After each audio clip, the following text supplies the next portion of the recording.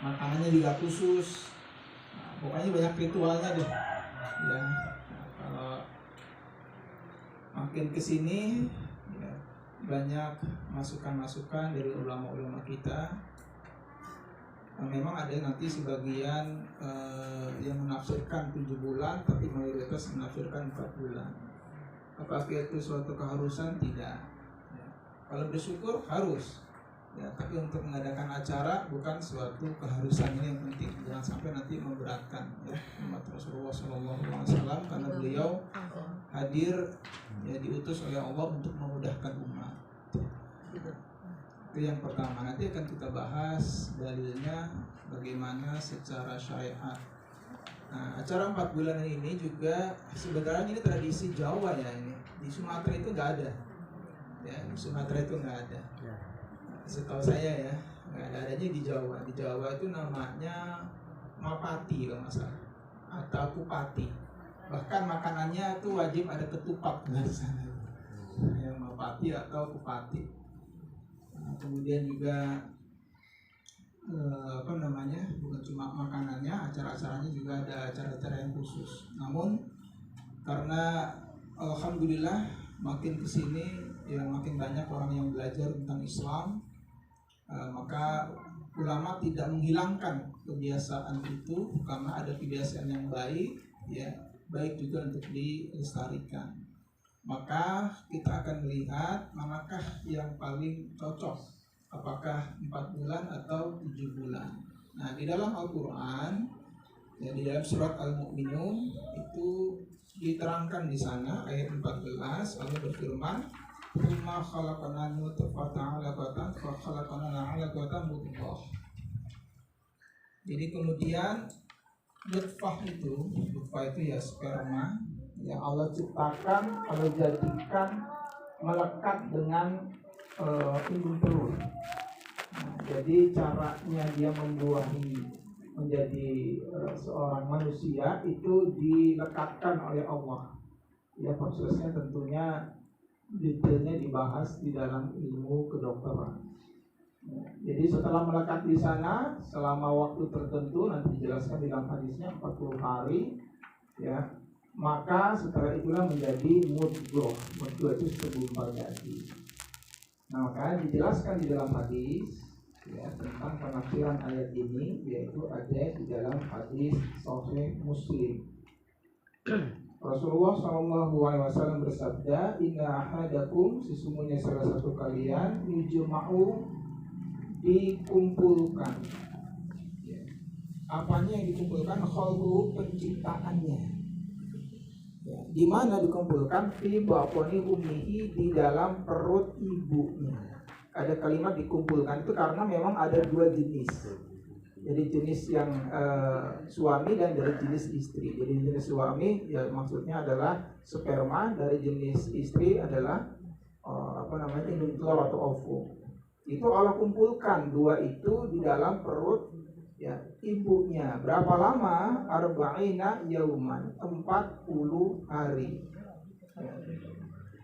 Tsumma yakunu, kemudian ada atau menjadi ya setelah 40 hari tadi, fizalika, di dalam 40 hari itu alaqatan ya, berupa segumpal darah. Lamanya berapa lama? Misla zalika, semisal itu, yaitu 40 hari juga. Jadi setelah 40 hari ya sperma melekat di indung telur tadi ya, maka dia 40 hari yang kedua menjadi segumpal darah. Summa yakunu, makanya kalimat menggunakan summa, itu jangka waktunya panjang, 40 hari. Kemudian menjadilah segumpal darah tersebut fizalika, di dalam demikian itu kejadian, mudghatan, segumpal daging. Lamanya kapan? Misla zalika, semisal itu 40 hari. Jadi setelah 40 hari yang ketiga, berarti totalnya berapa hari nih? 120 hari. Kalau sebulan 30 hari, berarti berapa bulan? 4 bulan. Ya.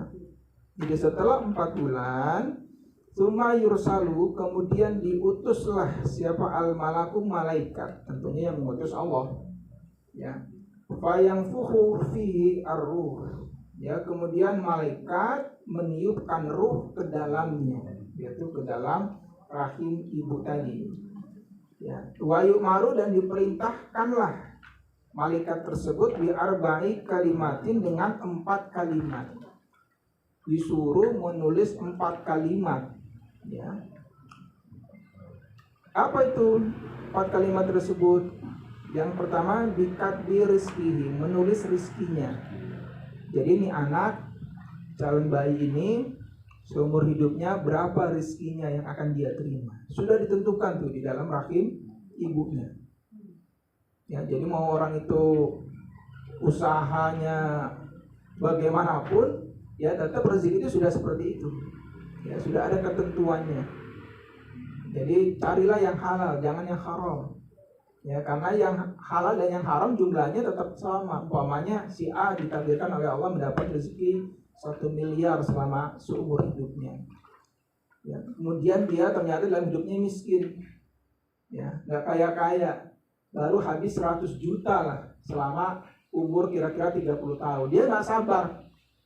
Ya udah, saya nyolong aja deh. Ya kan, nyuri di bank ambil 900 juta. Nah, rezeki yang ditulis 1 miliar tuh berarti pas kan? Nah, begitu juga dengan umurnya. Begitu dia ngambil 900 juta, dia lari, ketangkep, ditembak polisi, mati. Pas tuh, 1 miliar habis, ya kan, umurnya juga habis. Nah, maka dari itu carilah yang halal, ya, dan gak usah terlalu ngoyo di dalam mencari rezeki. Biasa saja, ya. Yang penting dunia dan akhiratnya seimbang. Yang kedua, wa ajali, dan ajalnya. Begitu dengan ajal sudah ditulis sejak dia ada di dalam kandungan ibunya. Yang ketiga, wa amali, dan amal perbuatannya. Nanti dia mengamalkan amalan ahli surga atau amalan ahli neraka. Nah, sudah ditulis di situ. Kemudian yang ketiga, wa syaqiyun, ya, celaka, au sa'idun, ya, atau bahagia. Jadi hidupnya penuh dengan musibah-musibah atau hidupnya banyak bahagianya atau seperberapanya. Itu sudah ditulis di dalam rahim ibunya sejak dia berusia berapa hari tadi? 120 hari atau 4 bulan. Nah, ini hadis Sahih Muslim. Sekarang kita lihat perbandingan hadisnya, hadis Sahih Bukhari. Ya. Jadi 2 kitab hadis ini adalah kitab hadis yang paling sahih dibanding kitab hadis yang lainnya. Paling sah. Ya, sahih itu artinya kalau bahasa Indonesia sehat. Hadis yang sehat, yang tidak ada penyakit di dalamnya. Loh, hadis memang ada penyakit juga, ada. Ya, yaitu penyakit yang membuat hadis itu menjadi lemah, ya, atau bahkan ditinggal, tidak dipakai hadisnya. Penyakit hadis itu apa aja contohnya?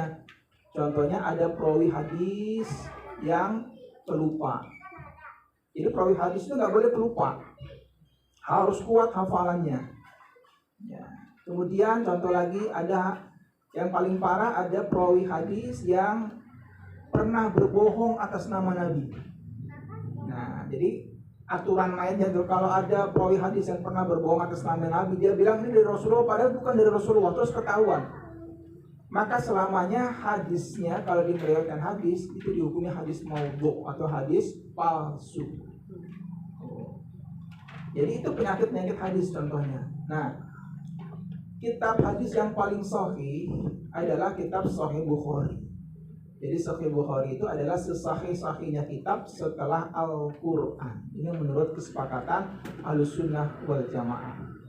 Ya, level tertinggi adalah Sahih Bukhari, di bawahnya nanti ada Sahih Muslim. Ini semuanya sahih. Nah, semuanya hadisnya sahih. Baru nanti di bawahnya ada Sunan, kitab Sunan, Sunan Nasai.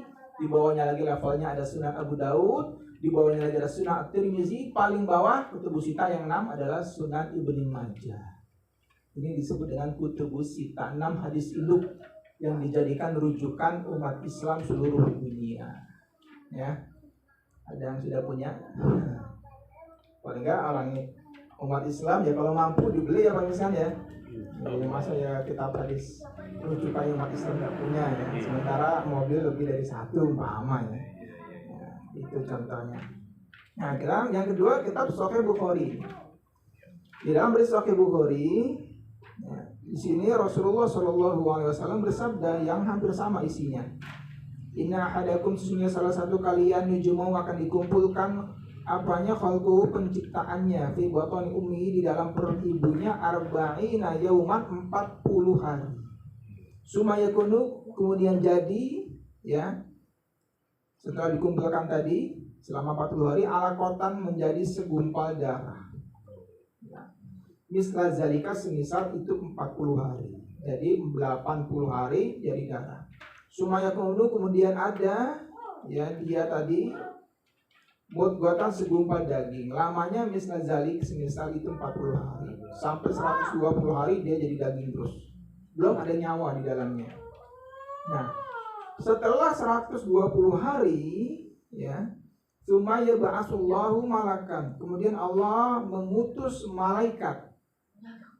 Ya, fayu maru, lalu diperintahkanlah malaikat tersebut di arba'i kalimatin, dengan 4 kalimat.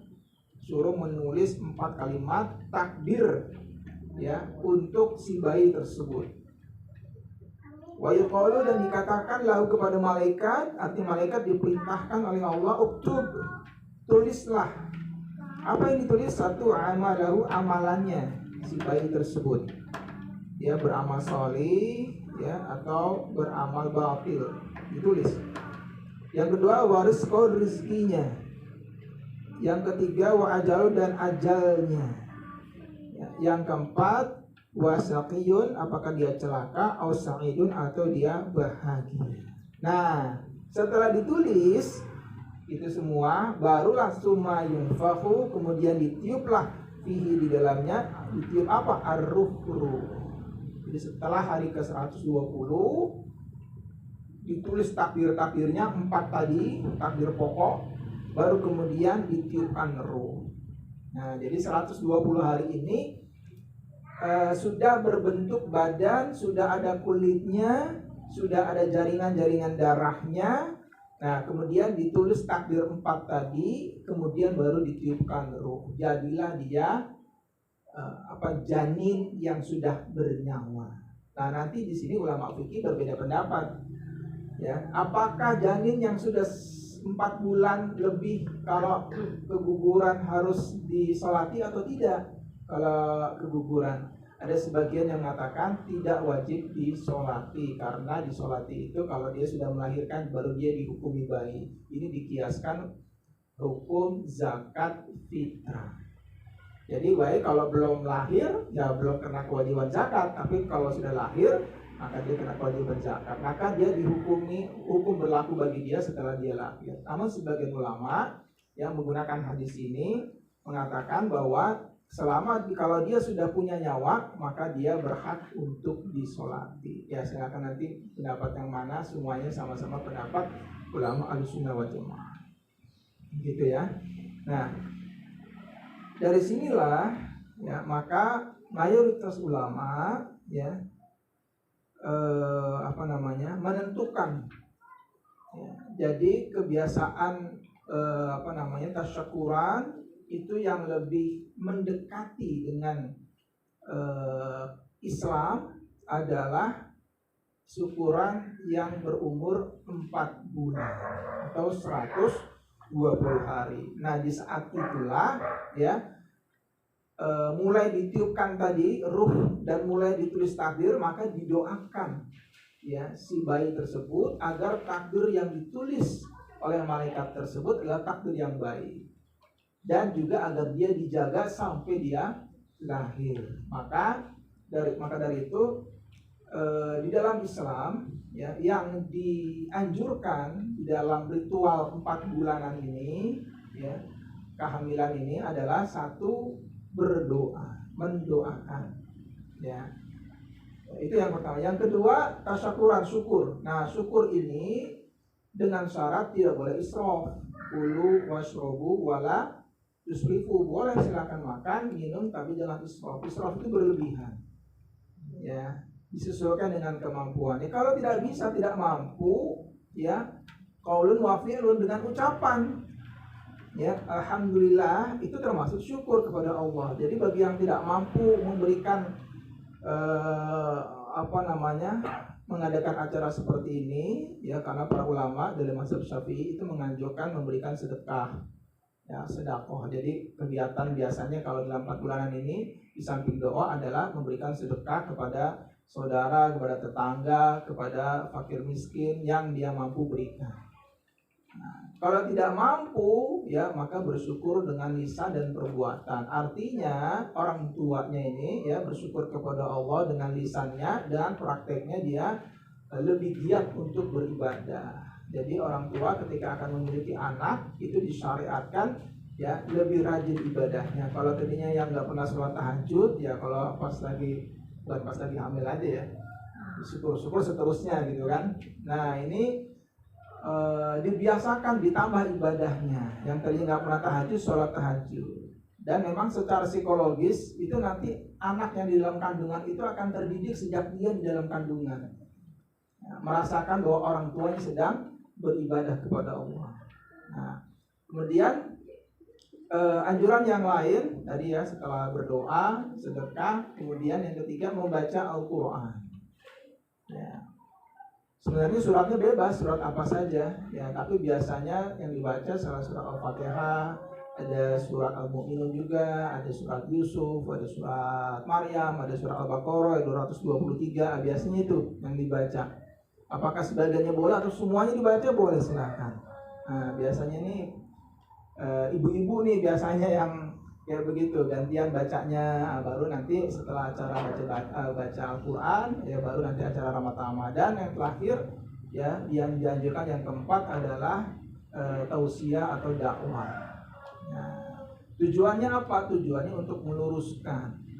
Nah, jadi ada kebiasaan yang selama ini, yang dulu itu, supaya diluruskan bahwa Islam itu ini loh yang baik menurut Islam. Maka perlu di dalamnya ada tausiah. Nah, jadi nggak cukup cuma makan-makan aja, tapi ada pendidikan agama di dalamnya.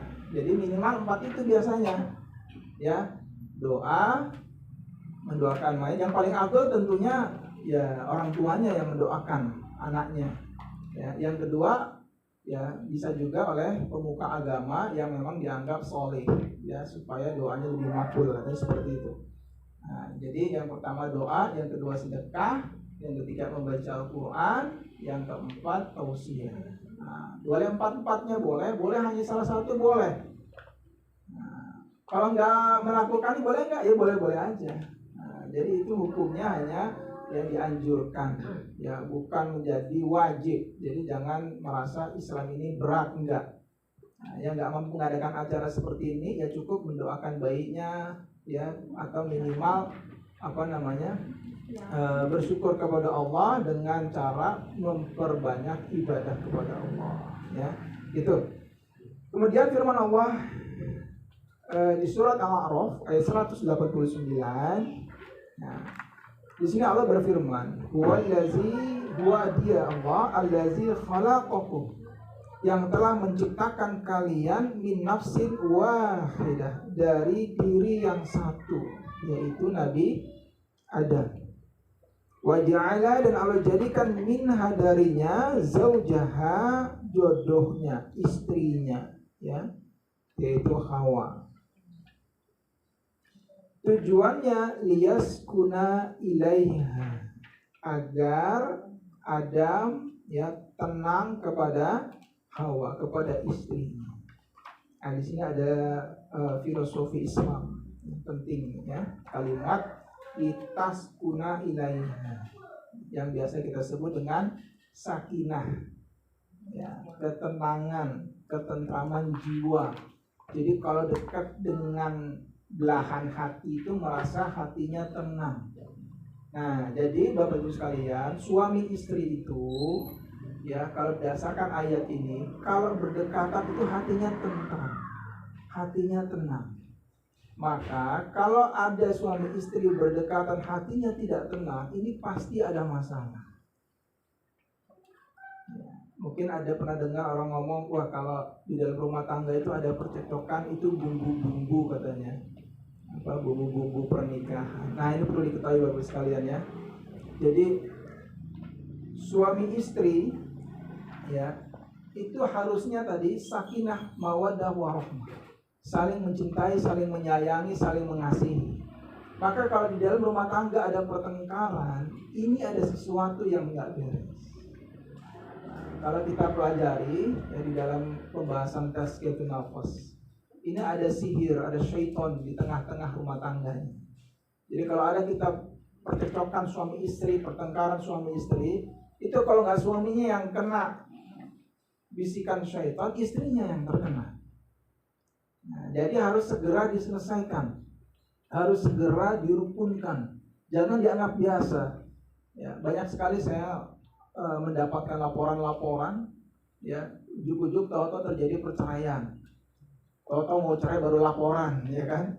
Ternyata setelah diselidiki, ya sebelum perceraian itu memang sering bertengkar. Makanya salah satu yang diperbolehkan, ya, yang diajukan di dalam mahkamah pengadilan agama untuk bercerai adalah tidak adanya lagi tidak adanya lagi kerukunan yang di dalam rumah tangga tersebut. Jadi tidak bisa diharapkan lagi terjadi kerukunan sakinah. Maka diperbolehkan rumah tangga itu bercerai. Nah, maka ketika ada permasalahan segera diselesaikan. Ya, kalau di dalam dunia pelajaran tazkiyatun nafas itu ada pelajaran ruqyah. Nah, jadi kalau ada suami istri bertengkar, cepat meruqyah, diruqyah mandiri. Ya, kenapa? Karena ada syaitan di dalamnya. Di dalam hadis sahih riwayat Hakim, ya, di situ setiap hari, setiap pagi itu iblis selalu mengadakan rapat, mengundang anak buahnya, para syaitan-syaitan ini. Kemudian ditawarkanlah kepada mereka siapa yang hari ini mampu mengganggu, ya, orang Islam agar dia melakukan kemaksiatan. Maka yang berhasil akan diberikan mahkota oleh iblis tadi. Nah, salah satu tim, ya, yang merusak orang Islam adalah tim yang merusak rumah tangga. Yang tadinya rukun menjadi berantem, kemudian terjadilah perceraian. Tim yang lain terjadinya pertengkaran antara anak dengan orang tua. Tim yang lain terjadinya pertengkaran antara sesama kaum muslimin sehingga saling membunuh satu dengan yang lain. Itu mereka, iblis itu punya tim-timnya, ada tim suksesnya itu. Ya, itu setiap hari. Bayangkan kita kalah itu. Setiap hari mereka rapat. Ayo, siapa yang bisa hari ini? Nah, yang pertama tadi, tim suksesnya adalah berusaha agar suami istri itu bercerai. Jadi kalau ada suami istri itu bertengkar, ya, itu berarti di dalamnya ada sihir syaitan. Jadi yang melakukan sihir itu bukan cuma dukun dari manusia. Syaitan itu punya dukun sendiri. Makanya di dalam surat Al-Falaq itu kalimatnya an-nafasat. Nah, wanita-wanita tukang sihir.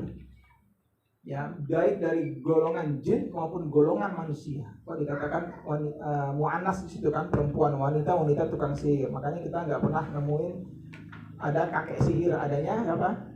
Nenek sihir, ya gitu.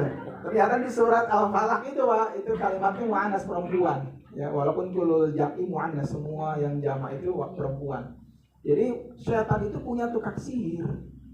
Ada pakar sihirnya, mereka yang mensihir anak turun Adam. Kalau di dalam hadis Sahih Bukhari itu setiap malam, ya, semua orang Islam itu diikat tengkuknya dengan 3 sihir, ikatan sihir. Setiap malam. Kalau dia bangun dan membaca doa, maka ikatan pertama putus. Kalau dia lanjut dengan berwudu, maka ikatan yang kedua lepas. Ya, putus. Ikatan yang ketiga paling berat ini.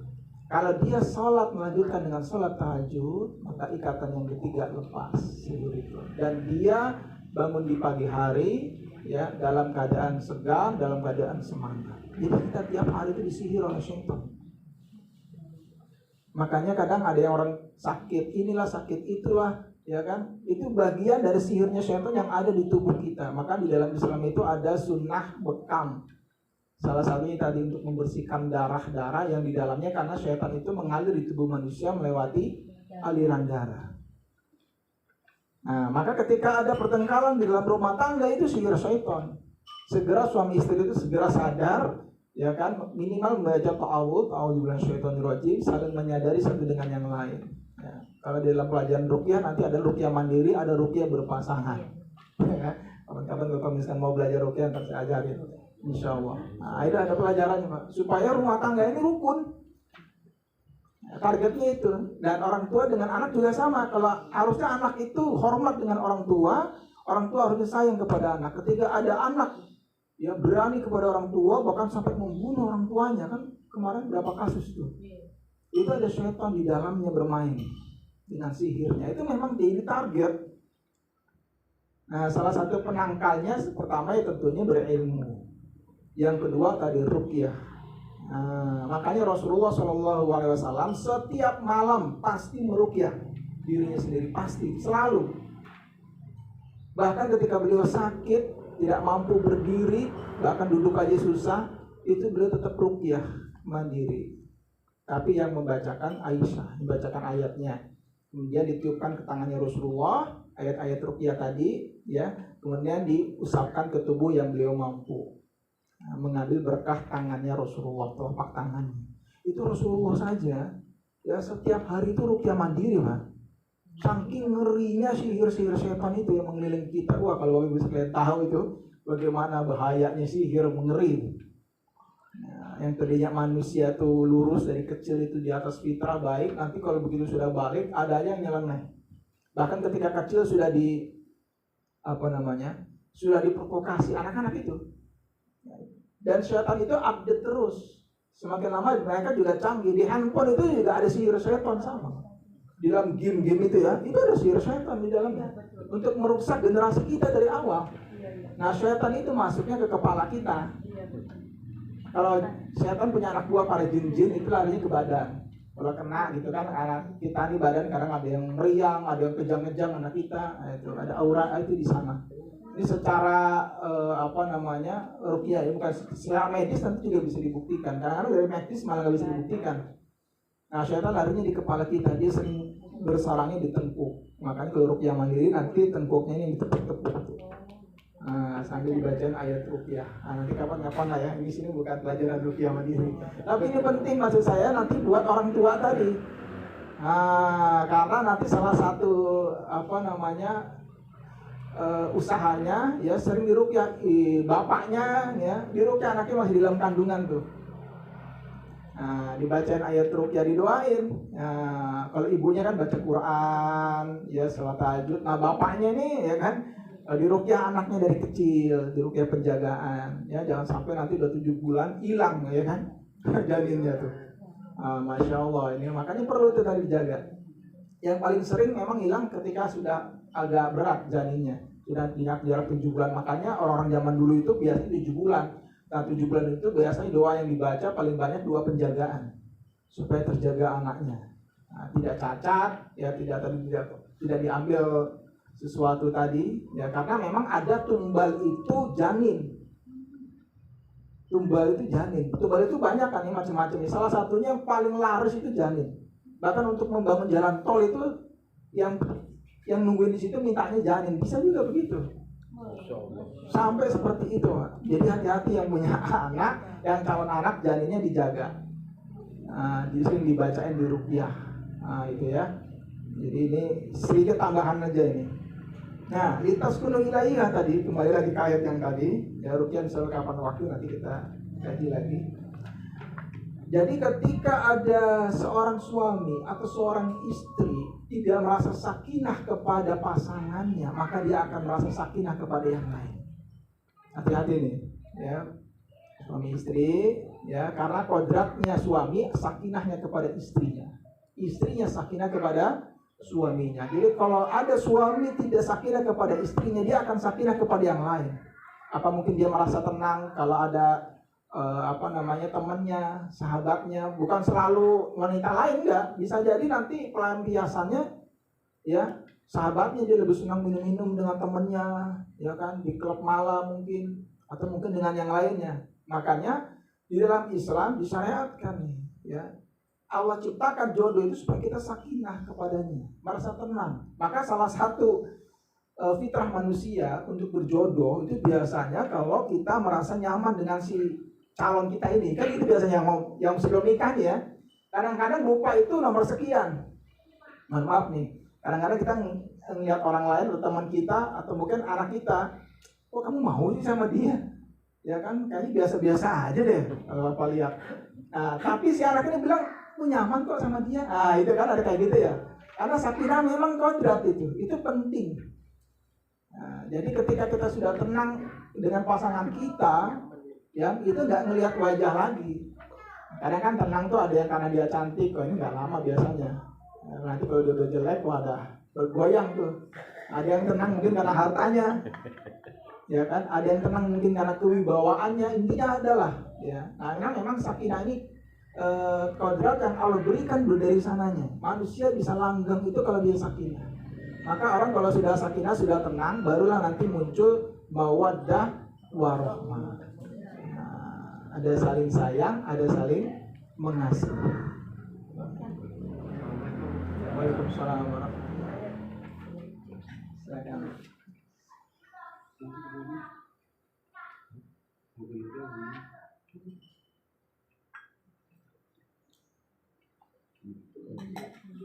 Bunyi. Cek dulu di manualin apa lagi asik aja ya. Manualin dulu tuh.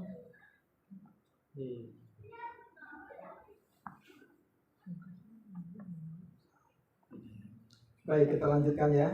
Litaskunu ilaiha. Jadi pentingnya kalimat sederhana ini ternyata ini menjadi tips bagi kita supaya keluarga itu langgeng, ya.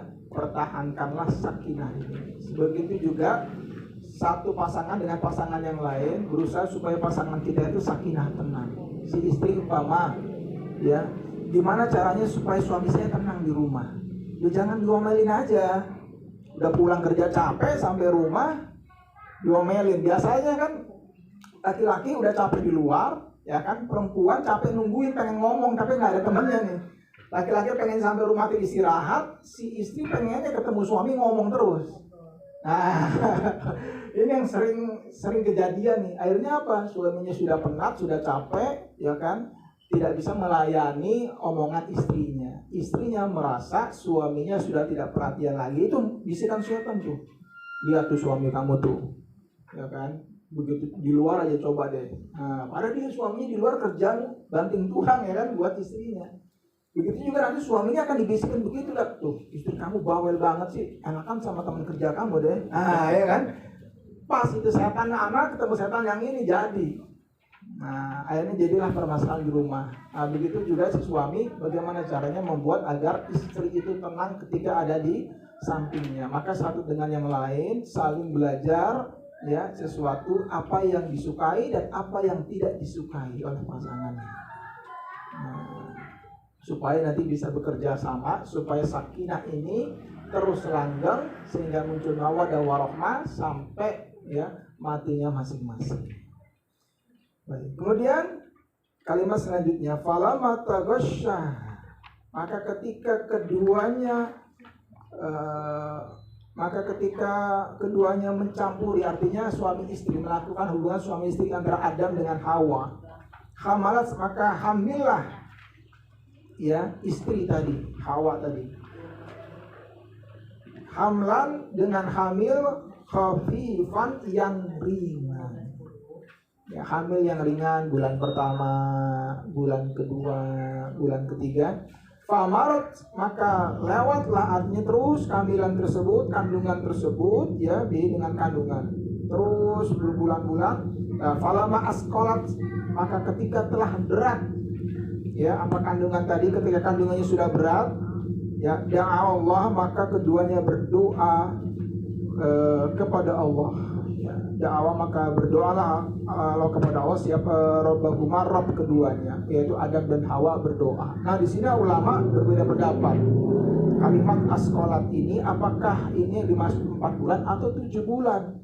Nah, umumnya orang, ya, merasa berat kandungannya ketika sudah berumur 7 bulan. Nah, maka di sini salah satu dalil yang dipakai bahwa selamatannya itu tasyakurannya itu bulan ke-7. Nah, tapi sekali lagi ini hanya penafsiran. Ada yang menafsirkan masuknya 4 bulan, ada yang menafsirkan beratnya kandungan adalah 7 bulan. Tapi hadis di atas itu teks lebih jelas, ya, yaitu bulan ya keempat atau hari ke-120 hari. Artinya secara hitungan ya itu lebih konkret di dalam hadis tadi. Kalau di ayat ini tidak ada hitungan secara konkret, hanya penafsiran ulama menafsirkan bahwa yang dimaksud beratnya kandungan adalah 7 bulan. Maka yang menafsirkan ini 7 bulan, ya tasyakurannya bulan ke-7. Nah begitu ya. Boleh nggak bulan pertama sudah tasyakurannya? Nggak apa-apa, namanya bersyukur ya. Kapan waktu ya, ala kulli hal ya, bersyukur itu di kapan waktu ya, tidak harus nunggu 4 bulan dulu baru syukur, enggak ya. Nah, maka keduanya berdoa, lain ataitana, seandainya engkau memberikan kepada kami salihan, anak yang saleh ya Allah, anakunanna minasyakirin, pastilah kami termasuk orang-orang yang bersyukur, orang yang tasyakuran. Nah ini salah satu dalil yang memperkuat bahwa disunahkannya bersyukur. Atau kalau orang gampang ya tasyakuran, kehamilan ya seperti ini. Cuma di hadis ini tidak ditegaskan harus bulan keberapa ya, tapi supaya bersyukur. Bersyukur apakah bersyukur dengan mengadakan selamatan begini? Ya silakan bagi yang mampu. Bagi yang tidak masalah. Ya gitu ya. Nah, kemudian salah satu doanya yang doa terpokok adalah minta agar anaknya menjadi anak yang soleh. Ini kalimatnya ya, salihan, atau kalau perempuan soleha ya. Karena ini modal menjadi penerus terbaik bangsa ini. Kemudian bonus tambahan ya, surat Luqman ayat 14. Bonus tambahan. Allah berfirman, wa wassaynal insana biwalidayhi hamalanhu ummuhu wahnan ala wahnin. Wa wassayna, dan kami wasiatkan, kami perintahkan, kata Allah, al-insan kepada manusia siapapun itu tanpa terkecuali kalau dia insan maka kena perintah Allah.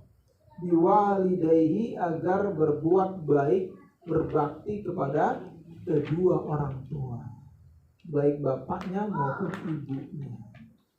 Nah ini nanti jadi pendidikan di dalam rumah tangga ya, di dalam keluarga ya, didik anaknya. Perintah berbakti kepada kedua orang tua itu bukan maunya bapak, nah, bukan maunya ibu, ini maunya Allah. Nah, jadi ini perintah Allah, bukan bapak yang nyuruh kamu supaya kamu berbakti sama bapak, enggak, Allah yang perintah. Nah, kalau begitu berarti nomor 1 pendidikan adalah ya, dididik anaknya menjadi anak yang taat kepada Allah. Karena kalau anak itu sudah taat kepada Allah, nanti akan mudah dia taat kepada kedua orang tuanya.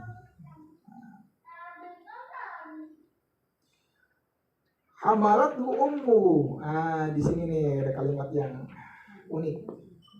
Hamalathu, ya, mengandung padanya. Siapa ummuhu? Ibunya. Yang disebutkan mengandung di sini adalah ibunya. Wahnan ala wahnin, berat di atas berat, semakin hari semakin berat. Nah ini Bapak Ibu sekalian semuanya yang masih punya orang tua, yang masih punya orang tua, dalil ini menegaskan bahwa ibu kandung kita tidak ada gantinya. Yang bisa mengandung kita hanya ibu kandung kita. Ibu-ibu yang lain mungkin banyak ya, ibu tiri, ibu susuan ya. Yang nyusui bisa banyak, bisa siapa saja. Yang rambut bisa siapa saja ibu, tapi yang mengandung cuma 1. Nah, coba direnungkan. Yang mengandung kita cuma 1 orang, tidak bisa yang lain. Kalau yang nyusuin kita mungkin bisa banyak. Yang ngurusin kita, yang nyebokin kita waktu kecil bisa banyak orang. Tapi yang mengandung kita hanya 1 orang, ibu kita. Yang di sini ditegaskan oleh Allah, ibu kita tuh semakin hari semakin berat kandungannya, semakin susah kandungannya. Ya, tiduran aja susah, apalagi kalau jalan kan begitu. Ya, tidur aja ya kalau nggak miring susah ya, kalau tegak itu ya repot juga. Ya ngap gitu kalau kata orang Jawa, ngap. Jadi inilah beratnya ibu kita dan itu tidak ada gantinya. Bukan cuma itu, kalau dia menyusui wa fisaluhu fi amain. Dia ya mensapinya ketika sudah 2 tahun. Nah, dari kalimat ini nanti para ulama fikih ya menegaskan bahwa minimal itu hukumnya sunnah menyusui selama 2 tahun. Ya, dan yang afdal adalah menyusui selama 2 tahun. Boleh nggak kalau nggak 2 tahun berhenti nyusun? Boleh. Ya, tapi menunaikan haknya anak ya itu lebih afdal. Kalau tidak ada masalah, maka seorang ibu ya susuilah anaknya 2 tahun penuh. Ya. Kemudian kalau bagi bapak ya, kalau istrinya tidak mampu menyusui, maka si bapak punya kewajiban sesuai dengan kemampuannya mencari susu yang lain agar anak ini lengkap ya susunya selama 2 tahun. Apa sih bedanya ASI dengan susu biasa? Ya jelas beda. Ya, di dalam ASI itu ya syarat kandungannya dengan nutrisi karena dia terbuat dari darahnya manusia yang diolah, Allah yang mengolahnya itu bisa menjadi susu. Ya, dan itu manusia nggak bisa ngolah seperti itu. Dan di dalamnya nanti ada darah dari ibunya ini. Makanya susu ini penting. Susu ibu ASI ini nanti yang merekatkan antara ibu dengan anak. Selain dari kandungan tadi yang 9 bulan di dalam tubuh ibunya, susuan ini juga mengalirkan darah ibunya di dalam tubuh anak itu. Jadi jangan sampai ya kan gara-gara pengen tampil mungkin lebih cantik ya kan, nggak mau dia nyusuin anaknya. Nah, padahal itu haknya anak. Haknya anak mendapat susuan ya selama 2 tahun. Kemudian kalimat selanjutnya nih, anishkurli. Diperintahkan oleh Allah agar bersyukur engkau kepadaku. Ya, wali daika dan kepada kedua orang tua. Ilayya kepadakulah al-masir tempat kembali. Nah, Allah memerintahkan kepada kita untuk bersyukur. Makanya di sini salah satu syariat Islam ya di dalam kehamilan dan memiliki keturunan adalah bersyukur. Bisa dengan melaksanakan tasyakuran seperti ini atau dengan cara bersyukur yang lain. Ya. Pertama bersyukur kepada Allah, yang kedua bersyukur kepada kedua orang tua. Kenapa kok anak harus bersyukur kepada kedua orang tua? Dan ini menjadi sesuatu yang mau tidak mau anak itu mau nggak mau harus bersyukur kepada kedua orang tua. Kenapa? Kalau orang tua tidak merawatnya, maka anak ini tidak akan mungkin bisa hidup sampai dia dewasa.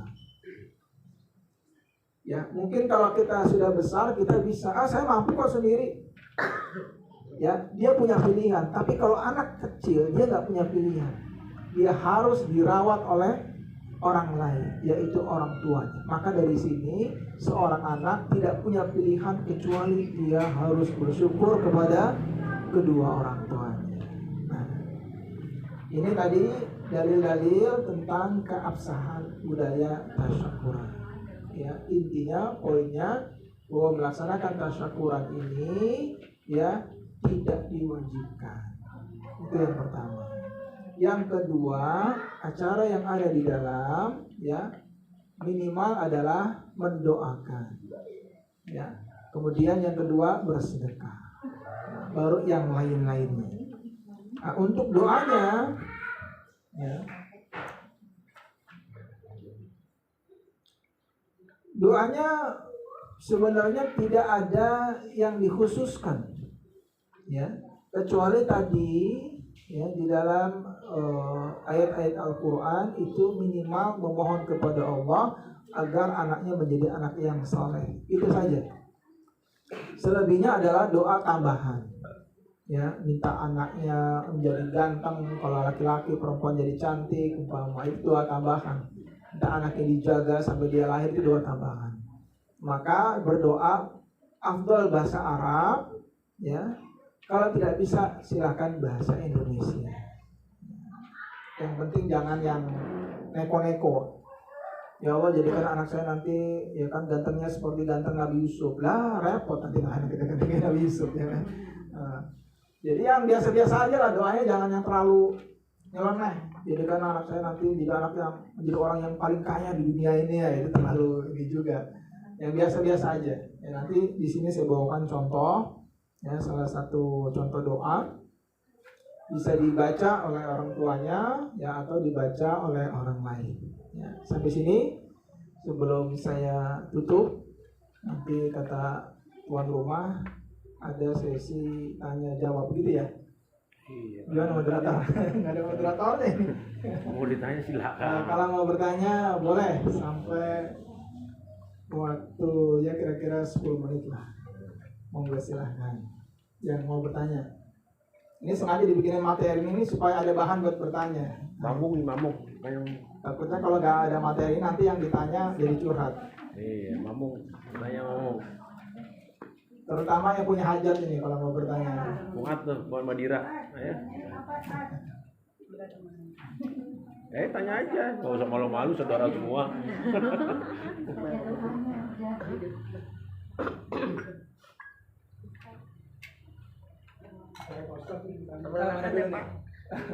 Oh iya. Ya, assalamualaikum warahmatullahi wabarakatuh. Waalaikumsalam warahmatullahi wabarakatuh. Ya, sambil makan aja. Sambil makan.